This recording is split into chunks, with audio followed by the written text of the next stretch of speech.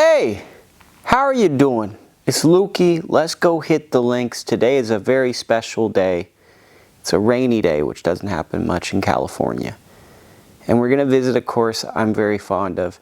It might even be a farewell for this golf course to me because I might have realized something in the process of filming this video. But let's head over to the podcast studio and I'm going to tell you a story before we get into this vlog.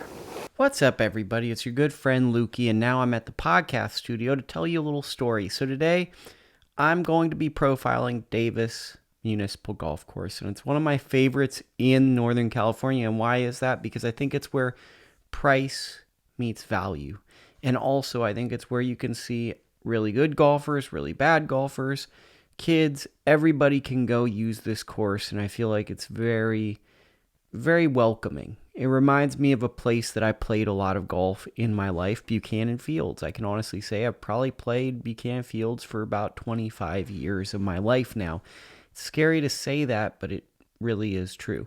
But the story I want to say about Davis Muni before I get into it, and I think before I get into my story, I think I should point out the cons of the course, because there are some things that I could see people that enjoy certain things of golf would not enjoy about Davis Muni. Is it a traditional immaculate golf course? Not really. It's not. It has the maintenance of a course like Franklin Canyon. It has a very, very bare bones elements to it. There isn't rough, really. It's just grass, and some parts are dead, and the drainage isn't great. If that bothers you, you're not going to like this course. If the greens even on a great day are a little quirky and aren't the greatest, if that bothers you, you're not going to like this course. Besides the story I'm going to tell you, why I enjoy Davis so much is it's kind of like a hidden gem of what I imagine Pinehurst number 3 is. Now, Pinehurst number 3, I think, has much more interesting holes and bigger green complexes that run similar to number 2. But what I mean by that is you have a short course with Davis Muni. I think it's par 67. Yet a lot of the holes are very much based on strategy. And that is outside of the norm in a lot of short course golf courses. I love Antelope Greens, but I don't really see a lot of thought that you have to think through your shots on those courses. There are many holes at Davis Muni where you have two options. You can either go for it and it's risk reward, or you can lay back. And I think that opens the door for many different skill sets and makes the course interesting. So what's my relationship with Davis Muni? So my relationship really starts when I'm about 13 or 14 years old. I move from Arcata to the Bay Area, the big bad Bay Area, as many people might know. And my grandparents live in Roseville. They live in Sun City. To go from the Bay Area to Roseville, we cut through Woodland, and then the way we got on the freeway, we'd always go by the Davis Muni. So the Davis Muni always has a fond memory because all of my childhood I would look at it. Now, I had played the Sun City Roseville courses. Honestly, I played more as an adult the 9-hole Sierra Pines, which I've done a vlog on, but I probably should go back because I've worked on my game and should go and do that type of stuff again. Let me know in the comments if you'd like me to revisit that. But for me, I guess why I'm enjoying doing vlogging or showing people golf courses is for up until about 2019, to be honest, my repertoire of playing golf was Buchanan Fields. If I felt really, really adventurous, maybe I would try to play Diablo Creek. And maybe I'd try to play Sun City. And that was it. I didn't really go out. I didn't explore. And I honestly didn't think I was good enough to play courses that were challenging, difficult, or famous. I was incredibly intimidated. So it's been an uplifting journey through COVID being able to take on these type of courses. Now you might say, well, where does Davis fit into that? So Davis was a bridge for me in my level of confidence. I remember when I had first learned how to drive, I would go to my grandparents, and then I remember one time I rebelliously didn't get on the freeway, and I went to the Davis Municipal Golf Course. And I remember going around and feeling like I was playing better than I was, and lying and saying I was getting par, and a guy was playing some Warrior golf clubs and giving me a story about how John Daly signed to him. And I remember he was like mad that I said I had a par and I probably really had a bogey. And I remember him being snarky, but that was just a funny experience. It's kind of funny too, because I remember distinctly, like when I was in my early 20s, people just being jerks to me. And now I think I just have self-confidence where even if someone's a jerk to me, I've either raised my level of play where people aren't jerks to me because people are weird, or I'm just a more confident person. So maybe I perceived things wrong when I was younger and thought that like people were being jerks, but it was my own insecurities. That very well could have been the case. But back to this story was, I remember playing Davis Muni, getting off the course one day and going, wow, I can play a real course. And that was something big. So it was like I'd been playing Sierra Pines, but I didn't love golf. And I think that I listened to the Fried Egg today, and they were talking about where the match is going to be, the parks. And I think there's a great thing that happened after my childhood, because to be honest, I didn't really have access to also the means of golf and stuff, country club membership or whatever. Without like a high school golf program, golf became very uninteresting, because the golf courses I went to inhabit, kids were annoying on those courses. It was in a time where, what are you doing? Why are you here?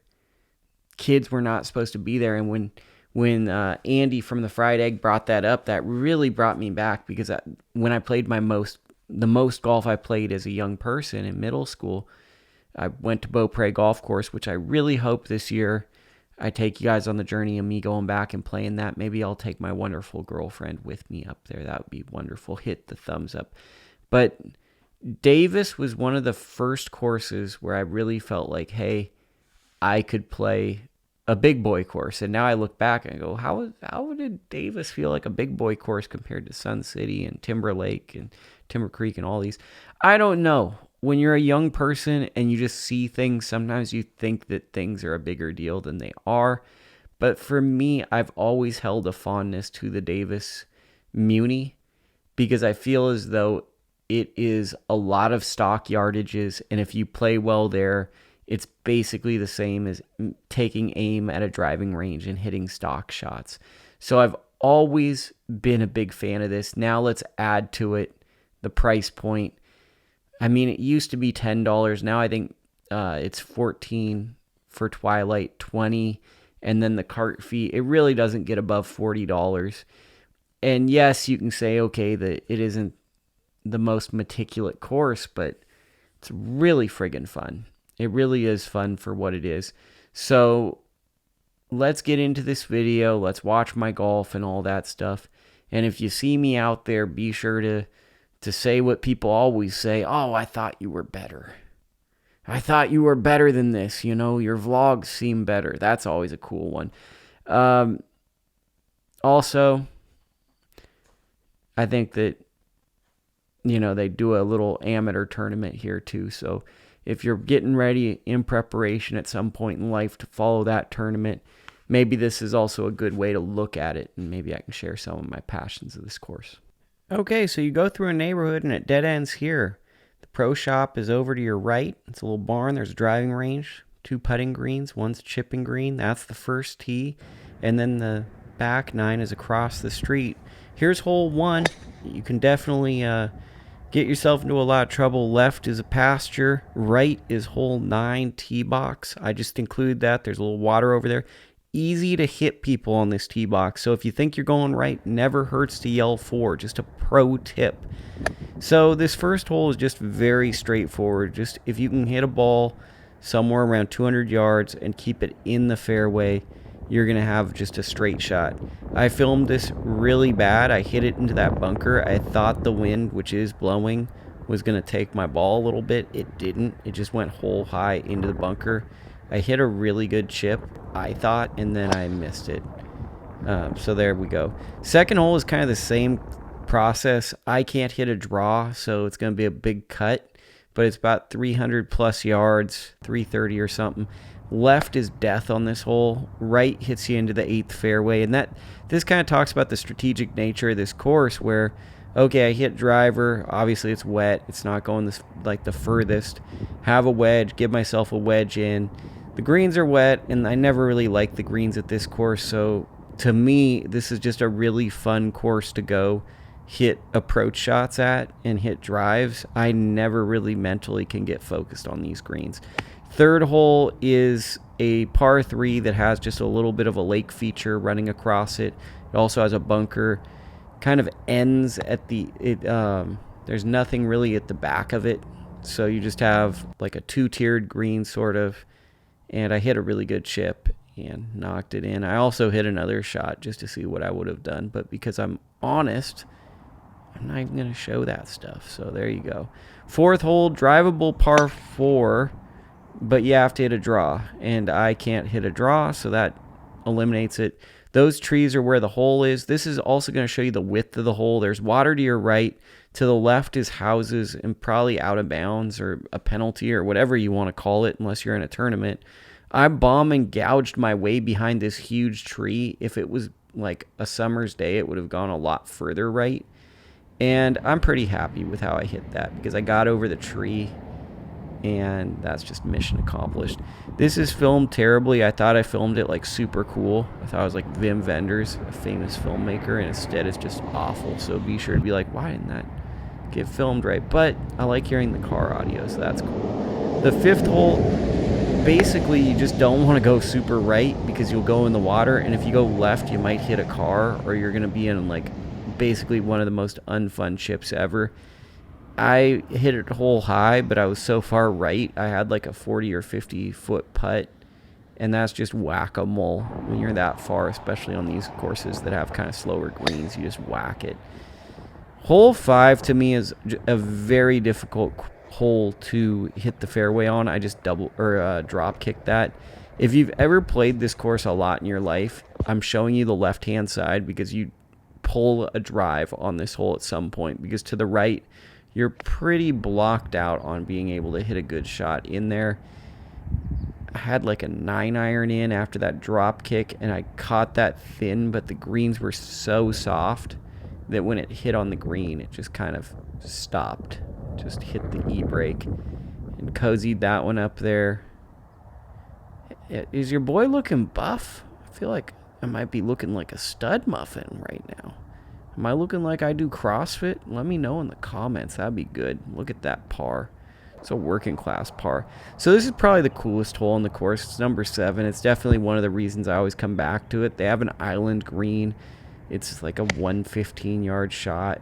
I was actually really happy with that swing. So if people want to talk about how that's not a good swing, I'm really thrilled with that swing. That's the swing that in my head I want to have. Just a moat. You got to get the ball up. I hit that pretty good. I hit it hole high. The direction wasn't quite what I wanted.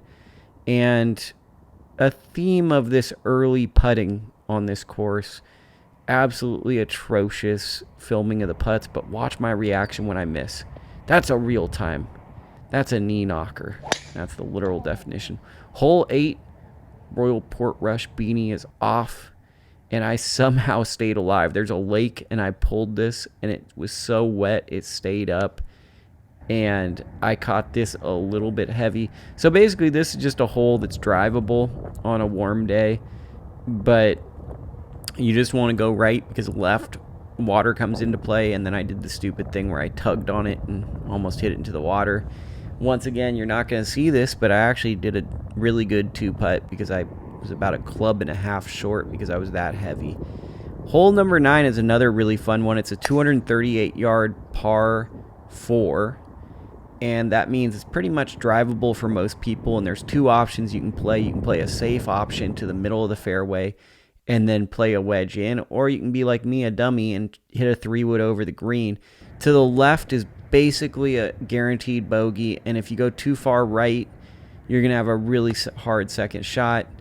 I actually got kind of lucky. I went over the green, which on a warm day, it makes me wonder where that would actually go, that 3-wood. and I got up and down for a birdie. So go me. 240, par 4. Glad to steal a stroke.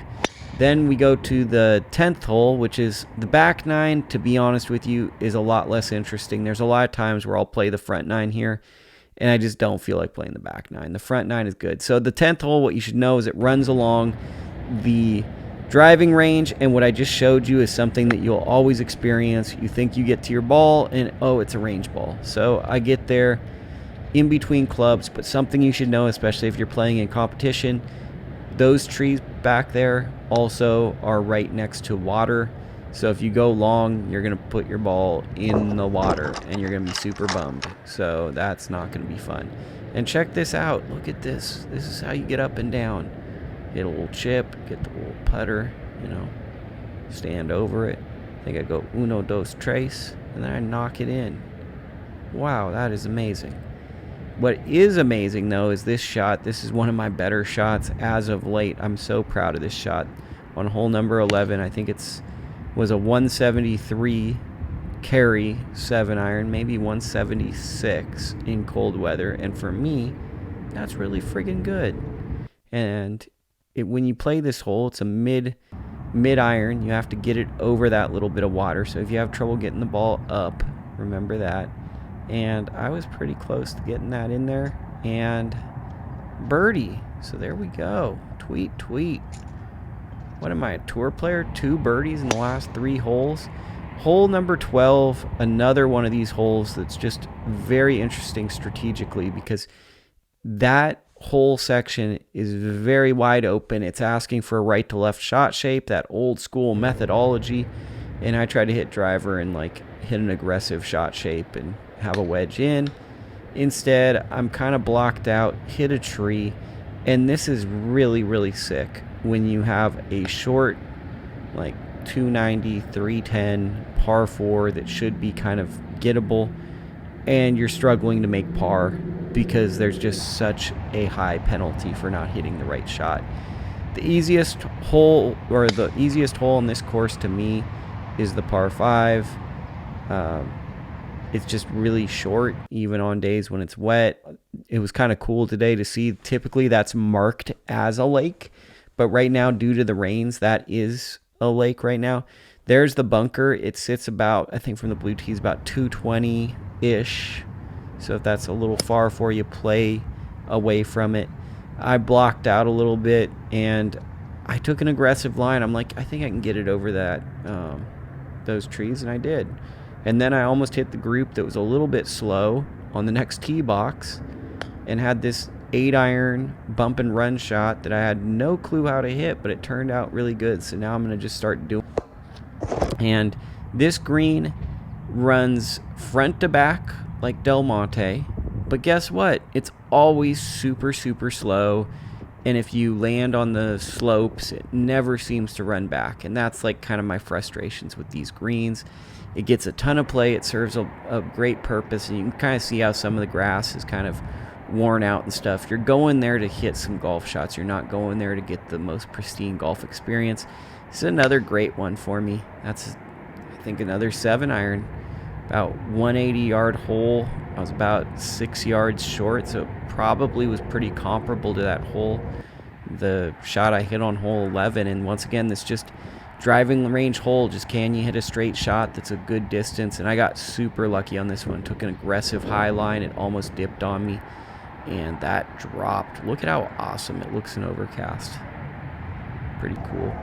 I love this hole too, but I started feeling like I was going to pull the crap out of the ball after hole 12, and I couldn't take the line I wanted to go, where I wanted to go right over those trees and then be right in the middle, and you guys would be like, I'm so proud of you, you're such a beast. Instead, I'm in this really wet grass, and this is just kind of difficult to hit out of on a rainy day for me. It's an actual penalty for a bad shot. And then check this out. That was the exact shot I wanted to hit, but you can see just how much water got in there. That was a literal splash. So we're going for par right here. And once again, I think that's pretty cool when you have a really short par 4 that you can be aggressive on, but then now I'm fighting for a bogey. And I think that that's what makes these courses so interesting, is so many times I go to courses where it's like it's a short course, or I'm playing like a course that's not that interesting with design, and there's not really penalties. I feel like Davis does a good job of penalizing you, even though it's a course built for beginners. This is what the hole looks like. So the road is actually a hazard, and you could actually hit somebody on the road, just in case you want to see what that looks like. Man, was this... I thought I was actually going to be doing super good. Just blocked it, and there's water right over there, and I just somehow stayed up. Your boy got lucky. And the last few times I played this hole, I hit some stud shots, and I just couldn't hit it. Hit a gap wedge, and then I got that grabby bounce. Instead of getting a nice firm bounce, a Lynx style bounce, a St. Andrews bounce, I got one that just kind of stuck on me. And I really needed a firm bounce right there. And then just a pitch that I feel like I can get up 10 times out of 10. And made a kind of a bogey, but just the bogey was made off of the tee shot. So here's 17. A lot of different ways to play it. Left, you can hit a car. Right, you can hit it over to the driving range where they give private lessons. It's kind of a narrow target, right? Because if you look to the distance, those trees, that's where the fairway starts to end. Of course, there's never really a difference between fairway and rough at this course. It's all kind of like the same weird thing. So that's why I kind of view this course as a practice course. Or a great place for a young person to develop a deep relationship with the game of golf. I think it's a cool, nostalgic course. And when I travel from the Bay Area to my places in Sacramento, I never mind stopping. Now, here's the toughest hole on the course. And a pro tip, you're like, why are you playing a red ball? Because there's usually driving range balls all throughout this hole. So when you play this course, I highly recommend on number 18, and for that matter, maybe even hole 10, to take a colored ball that's not the same as a driving range ball, so it's easier for you to tell where your ball is because it just stands out. It's super narrow. Left is out of bounds or penalty or whatever. Right is driving range, and it's 400 yards essentially, and it's a right to left shot shape, which most people can't hit. Caught that a little heavy. This starts to get weird. I also watch this and see my feet lined up so poorly for this pitch, which is really a bummer, and I'm just exhausted. So playing this course for this time, I think I might have outgrown this course, just in the sense that I was hanging on to this nostalgia of going there and wanting to perform to the best of my abilities. I think that now I know I can go there and play great golf, but I also feel like it was very slow at times, and that's because I'm the problem. This course is meant for people to learn golf. This is meant for locals to go out and play. But if you go out and play fast golf, if you're going out there and trying to develop your game to the highest extent, maybe you're missing the point of a Davis. Maybe it isn't the place that someone like myself should go out of my way to play unless I take the right attitude. I think for so long, Davis Muni felt like an achievable golf course I could get a low number at.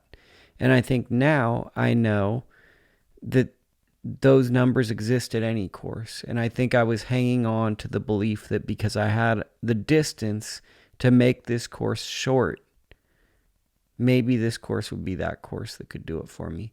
Now I think it just seems like any other course. And that's okay by me. Thank you for watching this. I want to also throw out a few of the courses that I'm looking to film at coming up soon. I'm going to try to go back to Mather because they sent me a really, really nice comment on one of my videos and they liked the video I'd done. So I want to go back and do a better version of the video that I had shot prior at Mather. I want to go to Apple Mountain. I've never gone to Apple Mountain, and I'm very eager to go to Apple Mountain and play that course. Double bogey, Bass, phenomenal YouTuber, vlogger, golfer, human being. He loves that course. I'm very interested to see my experience with it, as well as the Ridge. I want to go to the Ridge in Auburn, California. So those are my next three. I'm not exactly sure what my timetable is. I'm going to go to Hawaii, and I'm going to have some reviews of courses in Hawaii. I'm not going to vlog them because I just feel like on vacation, busting out a tripod with people I'm playing with. Look, if you do that, much respect to you. And that's really cool, but that's just not me. I'm not going to do that. So we got some Hawaii golf vlogs coming, and then Mather, Apple Mountain, and the Ridge seem to be my next ones that I want to do. If you want to see me go somewhere else, leave it in the comments. And also let me know, what do you think of Davis? Am I just having weird nostalgia and like this course way too much? Or is it friggin' awesome? Let me know.